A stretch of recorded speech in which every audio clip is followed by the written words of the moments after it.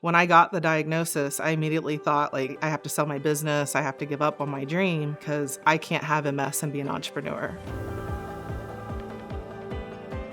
I've been symptomatic for about 5 years prior to being diagnosed because I was trying to do it alone. I was trying to fix it all myself because as entrepreneurs, we're fixers. That's what we do. And it wasn't until I had like a week that was extremely stressful. We had somebody that actually hit one of our vehicles. There was just a lot going on, and my eyes literally started crossing. I knew that whatever was happening to me was an urgent situation. Like, I was starting to lose my vision. Everything was doubled. Immediately, I knew I wanted to go to UC. They were extremely thorough. I had a lot of tests. By the second day, I had been diagnosed with MS. Kristen was in my clinic less than a week after she was discharged from the hospital. And, that day we had the discussion about disease-modifying therapy.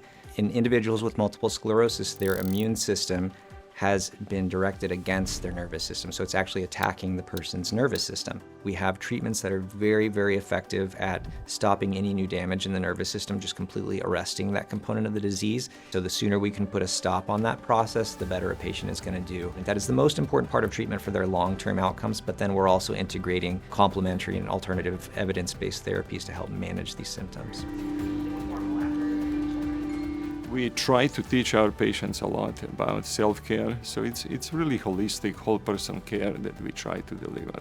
And so when I saw Kristen, really the main issue was high level of stress. And so for her, something that was exciting was acupuncture. And so my advice to the patient is, if you can, just give it a try and see. You don't know what will resonate with you. But if you just start somewhere, and you dedicate that self-care time, I think that's how the process of self-healing starts. And our job is to excite people to start exploring.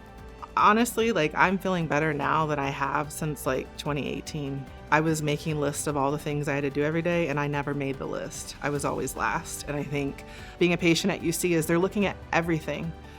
There's nothing that's too small, and it all goes together, and it all affects my health. But it's not a death sentence.